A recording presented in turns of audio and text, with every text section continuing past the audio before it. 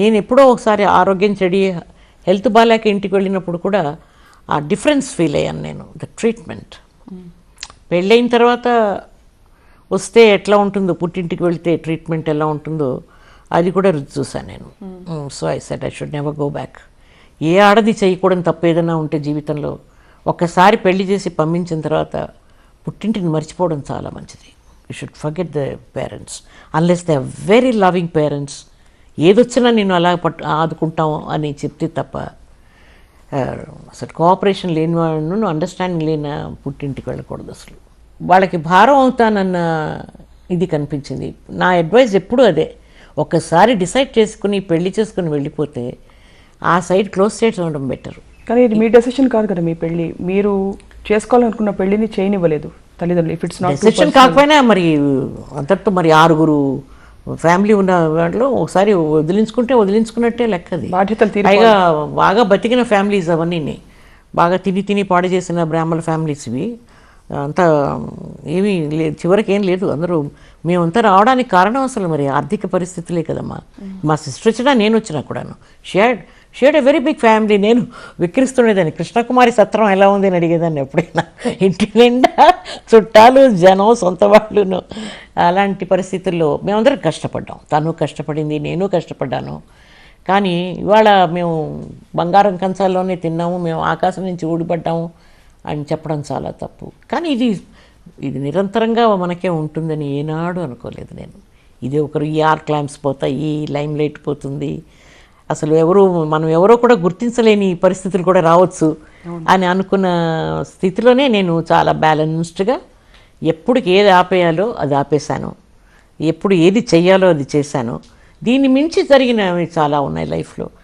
ఒక పావర్టీలో బాగా దెబ్బతిన్న రోజుల్లో నాకు ఏదైనా బాగా మంచి చీర కొనుక్కొని కట్టుకోవాలనుకున్నా, దీని మీద తగలబెడితే ఆ పిల్లలకు లేకుండా పోతుంది కదా, వాళ్ళ పుస్తకాలు, వాళ్ళ చదువు, వాటికి కావాలి. మంచి గ్యాప్స్ వచ్చేసేవి సినిమాలకి మధ్య గ్యాప్లు. That was very painful. ఏదైనా చేయొచ్చేమో, ఇంకేదైనా ఉద్యోగంలో వస్తే ఇంకో ఉద్యోగం వెతుక్కోవచ్చు.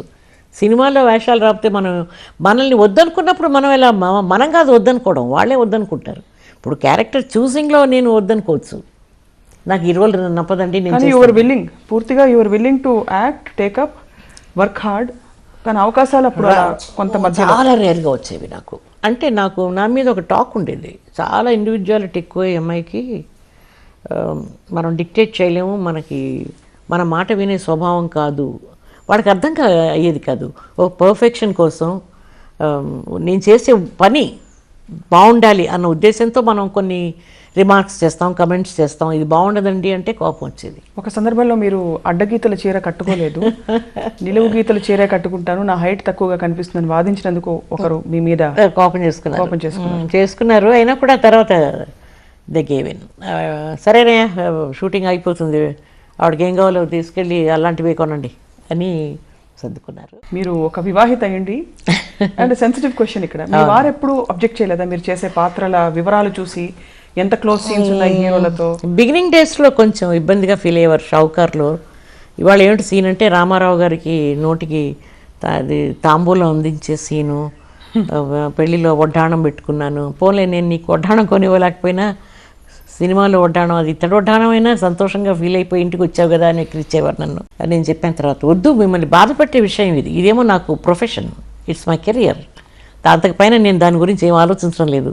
మీరు ఇవన్నీ చూసి ఇంటికి వెళ్ళి మదనపడి బాధపడక్కర్లేదు, ప్లీజ్ డోంట్ కమ్, ఇంట్లోనే ఉండిపోండి, మీరు ఏదైనా వేరే ఉద్యోగం ఉంటే చూసుకోండి అని చెప్పి I kept him away from it actually. ఇంకా ఆ తర్వాత నెరేట్ చేయడం మానేశాను నేను, ఏం జరిగింది అని. ఇంట్లో కొంత డెఫినెట్గా మీ మీద ఇంపాక్ట్ ఉంటుంది కదమ్మా, you know it as a woman, you would know when you're getting into a role, అది మీ మీద కొంత ప్రభావితం ఉంటుంది కదా. అది ఇంటికి వెళ్ళి నేను అవన్నీ మెంగుకొని ఆ సీన్ని నెమరేసుకొని ఇలా సీలింగ్ వైపు చూస్తూ ఇలా చేశాను, ఇలా చేసుంటే బాగుండేదేమో అనుకునేదాన్ని తప్ప ఇంకెవరితో నేను డిస్కస్ చేయలేదు. పిల్లలు చిన్న పిల్లలు, వాళ్ళతో ఏం మాట్లాడతాం, ఏం చెప్తాం. పైగా నేనేదో ఆ ఇరుకోడుగలైన పిక్చర్లో కలెక్టర్ వేషం వేసి కొంచెం డామ్ డూమ్ అని కొంచెం మాట్లాడి చాలా స్టైలిష్గా, చాలా స్ట్రిక్ట్ కలెక్టర్ క్యారెక్టర్ అది చేసి నేను ఇంటికి వెళ్తే maybe once or twice I must have behaved like a collector at home. వీళ్ళంతా తెల్లబోయి పిల్లలు కంగారు పడి మమ్మీ ఏంటి మమ్మీ ఇలా మాట్లాడుతున్నావు అని అనే కాడికి వెళ్ళింది వ్యవహారం ఒకసారి. అంటే ఎమోషనల్లీ మీరు అంత లీనమైపోయేవారు క్యారెక్టర్లో. Particular role I think yes, నన్ను బాగా ప్రభావితం చేసిన క్యారెక్టర్ అదొకటి. నా own production where I played the mother and daughter. కూతురు కోసం తన లైఫ్ అంతా సాక్రిఫైస్ చేసి తన లవ్ను కూడా వదిలేసుకుంటుంది అనమాట. అలాంటి ఆ 2 క్యారెక్టర్స్ మాత్రం ఇంకా చాలు, దీని తర్వాత ఇంక పెద్దగా యాక్ట్ చేసి మనం ఓడబడిచేదేమీ లేదు అని వదిలేసిన రోజులు ఉన్నాయి.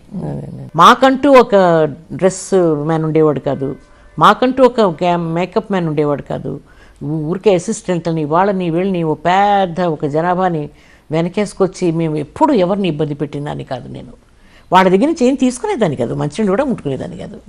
మీరు నాకు జీతం ఇస్తున్నారు కదండి, అందుకనే ఇది చాలండి నాకు అని చెప్పి నేను ఇంట్లోంచి అన్ని తెచ్చుకునేదాన్ని. పెట్రోల్ కూడా నేనే వేసుకునేదాన్ని నా కార్కి. ఇవాళ అట్లా కాదు కదా. మా రోజుల్లోనే చూసామండి తమాషాలు జరుగుతుండేవి.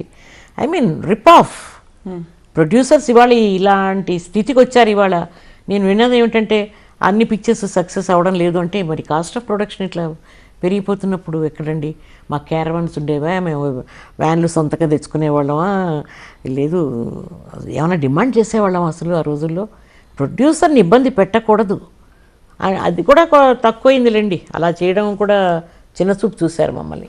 అడ్జస్ట్ అవ్వడం వల్ల ఒక్కోసారి చెప్పిన క్యారెక్టర్కి తక్కువగా షూటింగ్ చేసి ఇస్తే ఓసారి వెళ్ళి ఏపీ నాగరాజన్ గారిని, పెద్ద ప్రొడ్యూసర్ డైరెక్టర్ ఆయన, రైటర్ తమిళంలో, మీరు చెప్పినంత తీయలేదు సార్ నా షార్ట్స్ అవిని, శివాజీతో క్యారెక్టర్ నాది, నేను సహన్ డబ్బే తీసుకుంటాను నాకు వద్దని చెప్పి వదిలేసి వచ్చాను నేను సార్. అలా కూడా చేశాను. అలాంటివన్నీ చేసేదాన్ని నేను. అది తప్పు.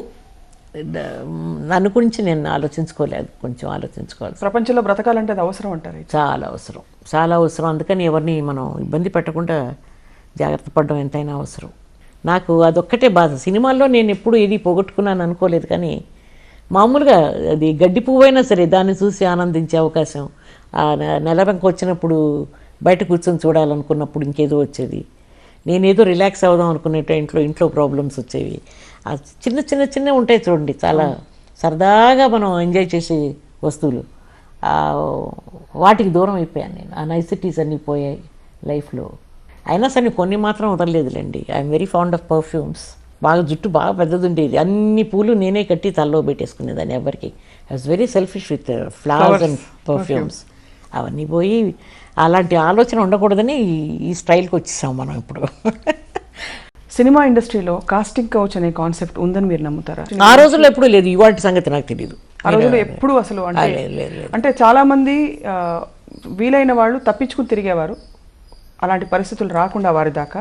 ఇప్పుడు అన్నీ కౌచ్ వితనేగా అన్నీ ఇప్పుడు వస్తున్నాయి అనుకుంటాను, నాకు తెలీదు. అంటే I last touch with the present film industry. ఒక ఆన్లుక్కర్గా ఏదో చూడడం తప్ప ఇలాంటివన్నీ ఎక్కువ అయిపోయాయి అంటారా? నాకు అసలు ఐడియా లేదు. ఎందుకంటే but during those days were women respected enough film industry? Absolutely. ఆ రెస్పెక్ట్ ఇవాళ ఎక్కడుందమ్మా? ఆ రోజుల్లో ఎంత అపోహ ఉండేదంటే సినిమా వాళ్ళంటే విలేసేవారు. నిజంగా అది పరిశ్రమ, అది సిన్సియారిటీ, వాళ్ళ behaviour towards the lady artist అసలు ఎంత మర్యాద ఉండేదంటే మనం ఏదో మనం ఉద్యోగం చేసుకొని మన ఇంటికి వెళ్ళిపోతున్నాం అన్న థాటే తప్ప వేరే ఇలాంటి అసలు ఫీలింగ్స్ వచ్చేవి కావు. ఇవాళ it is all inclusive package డీల్లోనే వెళ్తున్నది అంతాను. You get one buy one free get one free ఇలాగే వెళ్ళిపోయింది. ఇప్పుడు వీళ్ళే ఇమాజిన్ చేసుకొని జతలు కట్టడం ఇవన్నీ కొంచెం అసహ్యంగా కనిపిస్తున్నది. ఈ ఇండస్ట్రీని గౌరవంగా ట్రీట్ చేస్తే ఐ థింక్ ఇట్ కొన్నాళ్ల పాటు బాగా సర్వైవ్ అవుతుందని నేను అనుకుంటున్నాను. ఏమిటంటే పబ్లిసిటీ బిజినెస్లోకి వెళ్ళిపోయింది ఎక్కువగాను. ఇదివరకు అది లేదమ్మా. ఇప్పుడు చాలామంది విశ్వనాథ్ గారు కానీ బిఎన్ రెడ్డి గారు కానీ సినిమాల్లో చూడండి, వాళ్ళు ప్రొడ్యూసర్ ఆర్టిస్టులు మీరు అన్న కాస్టింగ్ కౌచ్తో ఎప్పుడు వెళ్ళినట్టు నాకు తెలియదు. అంటే అందరూ ఉంటారని కాదు కానీ దాదాపుగా ఇది ఒక ఆ రోజుల్లో లేదు. ఇప్పుడు మీరు వాడిన పదం ఇప్పటికి వర్తిస్తుంది కానీ ఆ రోజుల్లో లేదమ్మా. That was totally business word. ఎవరిని అడిగేవాళ్ళు కాదు. ఆ ప్రొడ్యూసర్ డైరెక్టర్ కూర్చొని డిస్కస్ చేసుకునేవారు. వీళ్ళని వేసుకుంటే సరిపోతుంది అనుకునేవారు. వాళ్ళని అలాగే ట్రీట్ చేశారు. రామారావు గారు కానీ నాగేశ్వరరావు గారు కానీ ఏ రోజు కూడా అట్లా ఎవరన్నా వాళ్ళు వెనకబడి వాళ్ళకి అడుగులకు మడుగుతాడు నేను చూడలేదు. పైగా వాళ్ళిద్దరు కూడా అంత డిసిప్లిన్ గ్రేట్ యాక్టర్స్ వాళ్ళు. They never encouraged all that. వాళ్ళు బిజినెస్ కింద ట్రీట్ చేశారు. ఒక్కోసారి చెప్పిన క్యారెక్టర్కి తక్కువగా షూటింగ్ చేసి ఇస్తే ఒకసారి వెళ్ళి ఏపీ నాగరాజన్ గారిని, పెద్ద ప్రొడ్యూసర్ డైరెక్టర్, ఆయన రైటర్ తమిళంలో, మీరు చెప్పినంత తీయలేదు సార్ నా షార్ట్స్ అవిని, శివాజీతో క్యారెక్టర్ నాది, నేను సహన్ డబ్బే తీసుకుంటాను, నాకు వద్దని చెప్పి వదిలేసి వచ్చాను నేను సార్. అలా కూడా చేశారు. అలాంటివన్నీ చేసేదాన్ని నేను. అది తప్పు. నన్ను గురించి నేను ఆలోచించుకోలేదు, కొంచెం ఆలోచించుకోవాలి. ప్రపంచంలో బ్రతకాలంటే అది అవసరం అంటారు. చాలా అవసరం, చాలా అవసరం. అందుకని ఎవరిని మనం ఇబ్బంది పెట్టకుండా జాగ్రత్త పడడం ఎంతైనా అవసరం. నాకు అదొక్కటే బాధ. సినిమాల్లో నేను ఎప్పుడు ఏది పోగొట్టుకున్నాను అనుకోలేదు, కానీ మామూలుగా అది గడ్డి పువ్వైనా సరే దాన్ని చూసి ఆనందించే అవకాశం, ఆ నెలవంక వచ్చినప్పుడు బయట కూర్చొని చూడాలనుకున్నప్పుడు ఇంకేదో వచ్చేది, నేనేదో రిలాక్స్ అవుదాం అనుకునే ఇంట్లో ప్రాబ్లమ్స్ వచ్చేవి. ఆ చిన్న చిన్న చిన్న ఉంటాయి చూడండి, చాలా సరదాగా మనం ఎంజాయ్ చేసే వస్తువులు, వాటికి దూరం అయిపోయాను నేను. ఆ నైసిటీస్ అన్నీ పోయాయి లైఫ్లో. అయినా సరే కొన్ని మాత్రం వదలలేదులేండి. I'm very fond of perfumes. బాగా జుట్టు బాగా పెద్దది ఉండేది, అన్ని పూలు నేనే కట్టి తలలో పెట్టేసుకునేదాన్ని ఎవరికి. I was very selfish with flowers and perfumes. అవన్నీ పోయి అలాంటి ఆలోచన ఉండకూడదని ఈ స్టైల్కి వచ్చేసాం మనం ఇప్పుడు. సినిమా ఇండస్ట్రీలో కాస్టింగ్ కౌచ్ అనే కాన్సెప్ట్ ఉందని మీరు నమ్ముతారా? ఆ రోజుల్లో ఎప్పుడు లేదు, ఇవాటి సంగతి నాకు తెలియదు. ఆ రోజుల్లో ఎప్పుడు అసలు అంటే చాలా మంది వీలైన వాళ్ళు తప్పించుకుని తిరిగేవారు, అలాంటి పరిస్థితులు రాకుండా వారి దాకా. ఇప్పుడు అన్నీ కౌచ్ వితనేగా అన్నీ ఇప్పుడు వస్తున్నాయి అనుకుంటాను, నాకు తెలీదు. అంటే I last touch with the present film industry. ఒక ఆన్లుక్కర్గా ఏదో చూడడం తప్ప ఇలాంటివన్నీ ఎక్కువ అయిపోయాయి అంటారా? నాకు అసలు ఐడియా లేదు. ఎందుకంటే but during those days were women respected enough film industry? Absolutely. ఆ రెస్పెక్ట్ ఇవాళ ఎక్కడుందమ్మా? ఆ రోజుల్లో ఎంత అపోహ ఉండేదంటే సినిమా వాళ్ళంటే విలేసేవారు. నిజంగా అది పరిశ్రమ, అది సిన్సియారిటీ, వాళ్ళ behaviour towards the lady artist అసలు ఎంత మర్యాద ఉండేదంటే, మనం ఉద్యోగం చేసుకొని మన ఇంటికి వెళ్ళిపోతున్నాం అన్న థాటే తప్ప వేరే ఇలాంటి అసలు ఫీలింగ్స్ వచ్చేవి కావు. ఇవాళ it is all inclusive package డీల్లోనే వెళ్తున్నది అంతాను. You get one buy one free get one free అన్నలాగా వెళ్ళిపోయింది ఇప్పుడు. వీళ్ళే ఇమాజిన్ చేసుకొని జతలు కట్టడం ఇవన్నీ కొంచెం అసహ్యంగా కనిపిస్తున్నది. ఈ ఇండస్ట్రీని గౌరవంగా ట్రీట్ చేస్తే ఐ థింక్ ఇట్ కొన్నాళ్ళ పాటు బాగా సర్వైవ్ అవుతుందని నేను అనుకుంటున్నాను. ఏమిటంటే పబ్లిసిటీ బిజినెస్లోకి వెళ్ళిపోయింది ఎక్కువగాను. ఇదివరకు అది లేదమ్మా. ఇప్పుడు చాలామంది విశ్వనాథ్ గారు కానీ, బిఎన్ రెడ్డి గారు కానీ సినిమాల్లో చూడండి, వాళ్ళు ప్రొడ్యూసర్ ఆర్టిస్టులు మీరు అన్న కాస్టింగ్ కౌచ్తో ఎప్పుడు వెళ్ళినట్టు నాకు తెలియదు. అంటే అందరూ ఉంటారని కాదు, కానీ దాదాపుగా ఇది ఒక ఆ రోజుల్లో లేదు. ఇప్పుడు మీరు వాడిన పదం ఇప్పటికి వర్తిస్తుంది, కానీ ఆ రోజుల్లో లేదమ్మా. That was totally business worth. ఎవరిని అడిగేవాళ్ళు కాదు. ఆ ప్రొడ్యూసర్ డైరెక్టర్ కూర్చొని డిస్కస్ చేసుకునేవారు. వీళ్ళని వేసుకుంటే సరిపోతుంది అనుకునేవాళ్ళు. వాళ్ళని అలాగే ట్రీట్ చేశారు. రామారావు గారు కానీ, నాగేశ్వరరావు గారు కానీ ఏ రోజు కూడా అట్లా ఎవరన్నా వాళ్ళు వెనకబడి వాళ్ళకి అడుగులకు మడుగులతో నేను చూడలేదు. పైగా వాళ్ళిద్దరు కూడా అంత డిసిప్లిన్ గ్రేట్ యాక్టర్స్ వాళ్ళు. They never encouraged all that. వాళ్ళు బిజినెస్ కింద ట్రీట్ చేశారు.